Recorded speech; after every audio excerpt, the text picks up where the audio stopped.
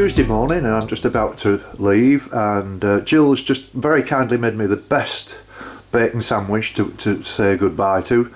And Jill, thank you very much for your hospitality. You're a lovely woman, and I wish you every success at your pub. I know you've only been here for a year, but you're doing a great job by the looks of things. You're very welcome. Thanks very much for your hospitality. And thank good you. luck. Thank you very much. On your trip. Thank you, Jill. Thank you.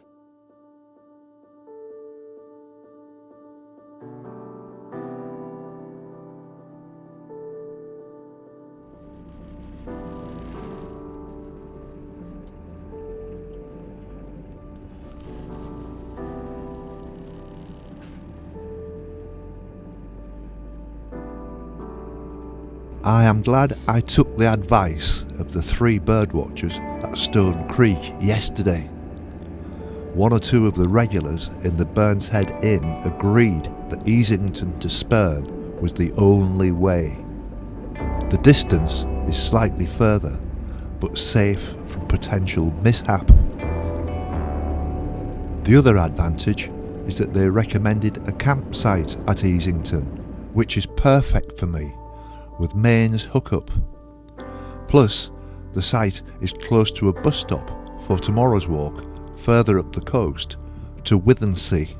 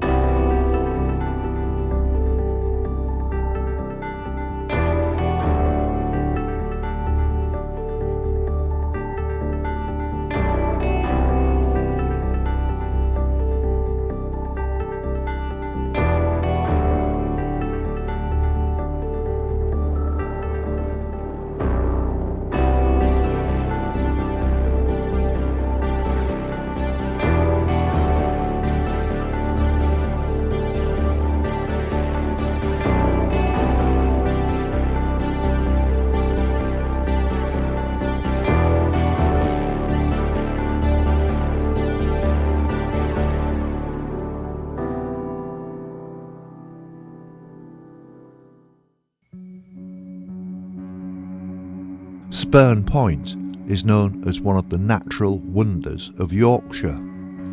It has seen many changes over the years due to a relentless battering from the North Sea. It is about 13 years since I've been here last. I was shocked to see the changes since the breach in 2013. For a comprehensive history, check out Spurn Point on Wikipedia. It is very interesting and well explained. The first lifeboat station on Spurn Point was built in 1810. Owing to the remote location, the lifeboat crew and families were added a few years later. Until the breach in 2013, this was one of only a few in the UK with full-time paid staff, the others being on the River Thames in London. Now a whole community is gone. Only the empty houses remain.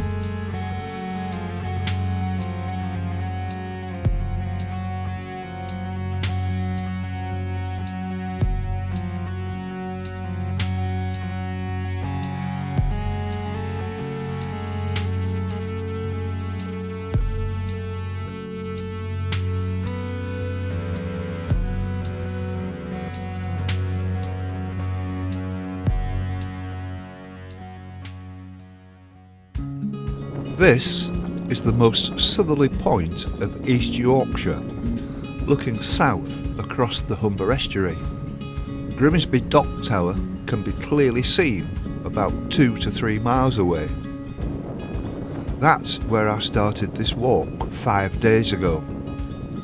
Since then, I've walked 58 miles to get here.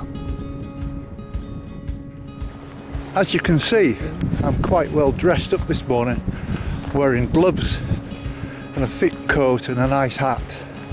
And I didn't bring my rucksack with me this morning because I don't need it.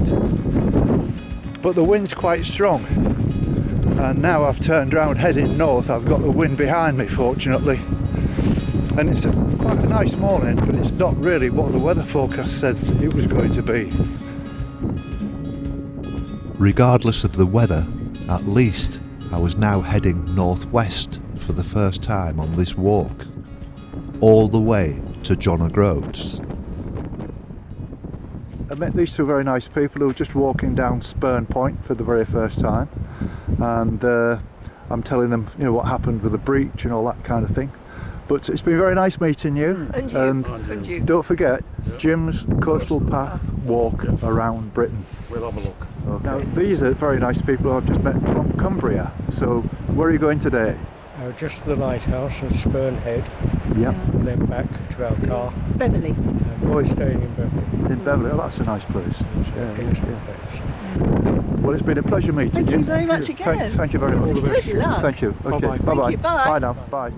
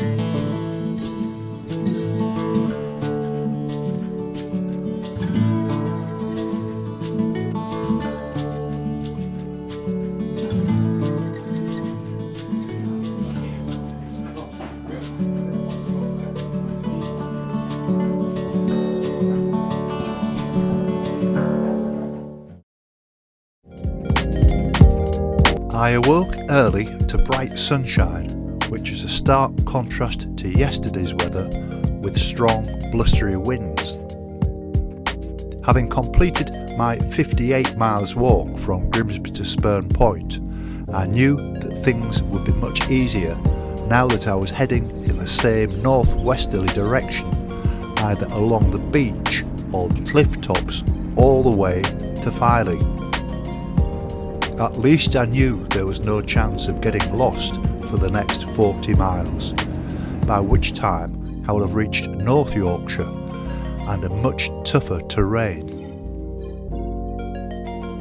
Having walked 6 days out of the last 7, I am pleased with my fitness levels so far, but not kidding myself, having walked on the flat since leaving Grimsby.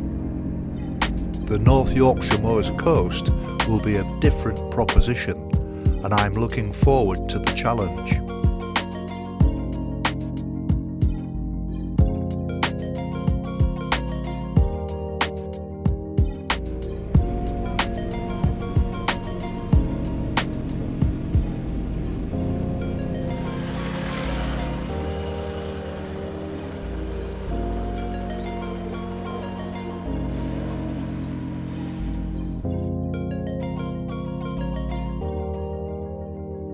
So here I am back in Easington, just got off the bus from Withernsea.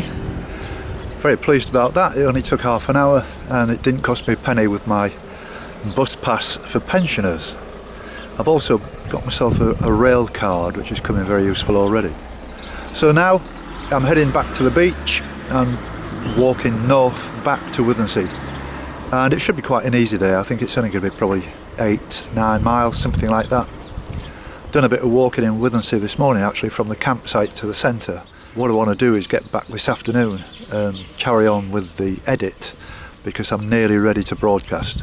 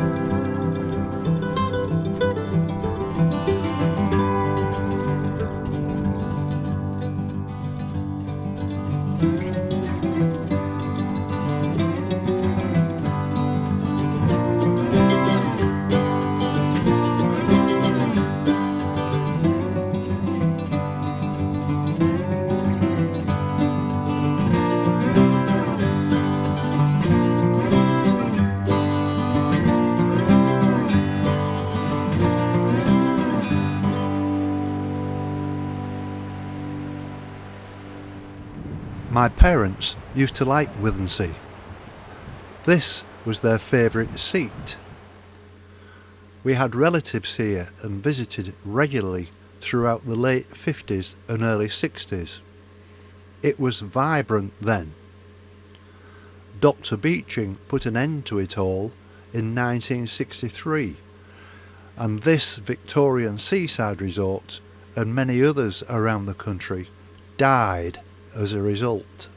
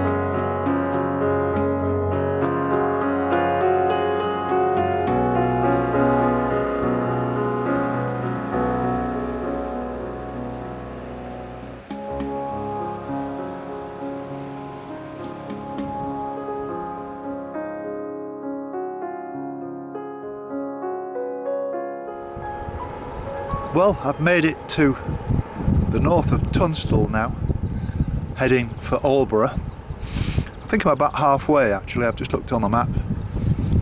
I've done about 3 miles, maybe 4 miles now, and quite happy with that. And I'm about an hour and a half into the walk. And from here, looking north, the scenery is much the same, right along the coast, as you'll see from the video footage. There's not a great deal to see, it's not very interesting, but it is the coastal path around Britain, and this is what this is the objective, is to walk right around the coast on the very edge. So even though it's quite boring, I'm enjoying it. The sun's out, it's not as warm as I thought it would be. I brought a jacket with me just in case it rains or turns cold, and having lightened my load on the rucksack, it does make a big difference, and I'll remember that.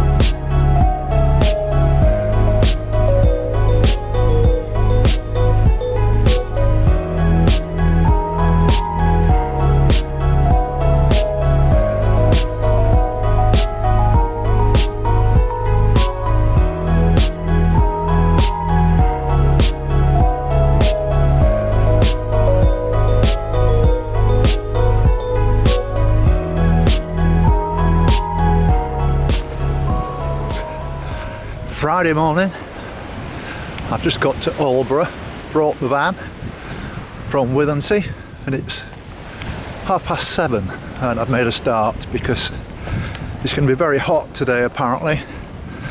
The forecasting 20 plus. It was good yesterday because there's a sea breeze. I mean, I'm right on the edge of the cliff here, and it really keeps you nice and cool. But I've stripped down to the absolute minimum today. I haven't got my shorts out yet. Not quite ready for that, but I will do. There's just a slight sort of nip in the air, but I'm quite sure it's because it's so early. I'm heading for Hornsea. I was going to do Withernsea to Hornsea in one go, but it's too far, and especially in this weather when it gets hot during the day. So I've broken that journey more or less in half, and I reckon it's going to take me maybe 3, 4, 5 hours to get to Hornsea, And when I get to Hornsey, I'm going to meet my cousin that I haven't met for many years, Mike Evans, and he was my best man 49 years ago, and I was his best man around about 47 years ago. So it'd be very interesting to see Mike again, and he's playing bowls this afternoon. So my intention is to walk to Hornsey and get a bus back to Aldborough, and I've left my van outside the cafe where I met a very nice guy yesterday who's quite recently only just taken the cafe, and he was lovely, a lovely man, and I wish him all the best. So I know exactly where I'm going now, and all I need to do is find a bus back to Aldborough, which should be very easy to do. But it is fabulous this morning. Just look at this sun.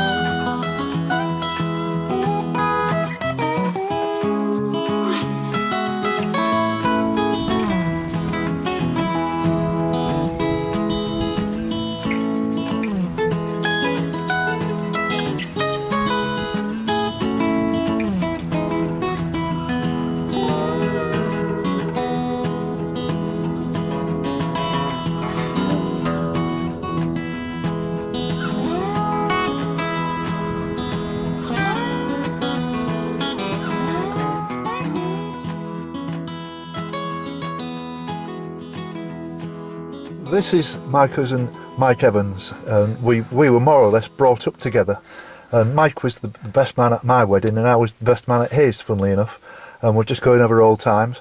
But Mike's very kindly just given me a lift from Hornsey back to Aldborough to the van, but I'm going to be seeing him later on at in Hornsey, and we're going to have a beer. So enjoy your pint. Yeah, thanks, Yep. Mike. Okay, Jim. Thanks for bringing me all this way back. Oh, you're welcome. I look forward to seeing you later. Yeah, cheers, Em. Okay, cheers, mate. Bye.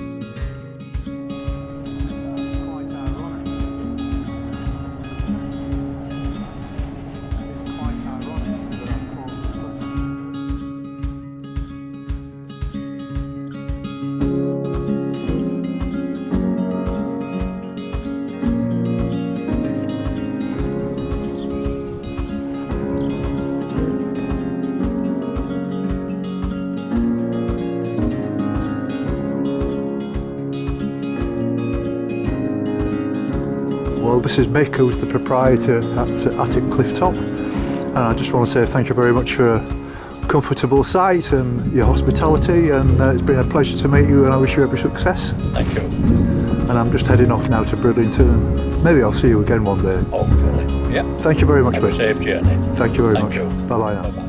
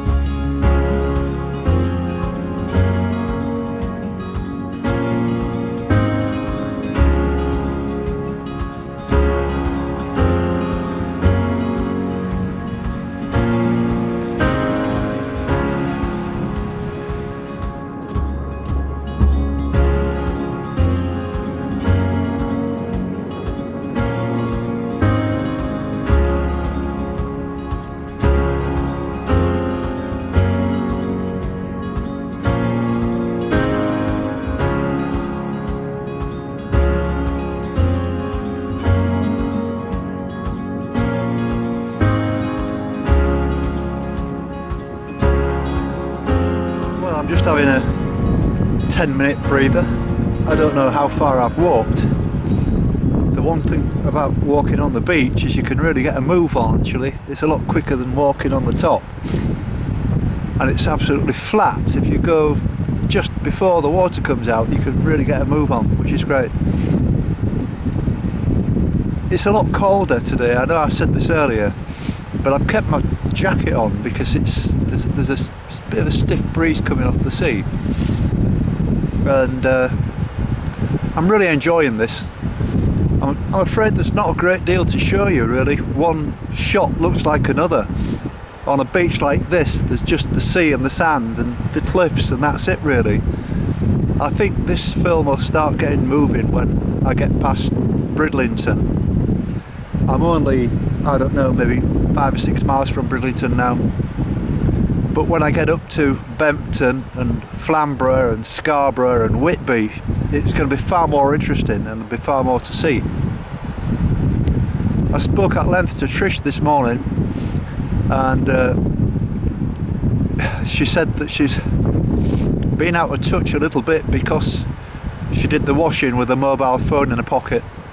Well, her iPhone, quite a new one as well, which is nearly as bad as when I washed my passport, left him in my shorts pocket. So things are going great, and I'm looking forward to a break. Right, this lady's called Rosemary. I've just met her. She's going one way, I'm going the other, and she's a bit of a walker. So you tell me you've walked from here to Flamborough, is that right? I have, yes. Yeah. Yes, it's a good walk up the cliffs. How far would that be? I think together it's about 12 or 13 miles. Yeah, yeah. Yeah. And she's just been telling me that further up I can get a cup of tea before I get to Bridlington. Yes, a nice cup of tea at Barmston. And there's also a nice new cafe at Freythorpe as well, but I've not tried it myself yet. Right, okay. And do you walk along here a lot then, Rosemary? I do, because I have a caravan at Old Rome, so we try and come every weekend. Yeah. And it's nice for Dewey, because she gets to run around on the beach. Yeah. It's the only time she gets to go off lead, unfortunately. Yeah. And where are you from? I'm from Market Wheaton. Market Wheaton? Oh, right. Oh, I used to go fishing there. Oh, did you? Yeah, many years ago. And where would you fish in it's Market Wheaton? it's a little pond, Brian, they used to call the bloke who had it. It was going out towards home on Spalding Moor. All right, yeah, I think I know what you mean. Yeah, and he's a lovely guy, but I don't think he'll be there now. But it was just a small private pond, but you know, we used to love it there. Me and my son used to go there all the time. All right, sounds good. And there's another one down home on Spalding on the left-hand side, but that's I don't think there's any fish here. I think he took them all out. Yeah. Anyway, it's been very nice meeting you. Yeah, Okay. nice to meet you. Enjoy Check the me rest out. of your walk. Yeah, I'll thanks have for a look at your website. Thank you. Nice to meet you, Jim. Bye. Bye. And indeed, Rosemary did check me out and soon became a regular correspondent. Soon after our meeting, she fell and badly broke her ankle, which took months to heal. Rosemary watched every one of the 250 episodes over 18 months. That's all the way around England and Wales, and all the way to John O'Groats. I met her and her partner Gordon on several occasions at different locations. They are both very nice, down-to-earth people.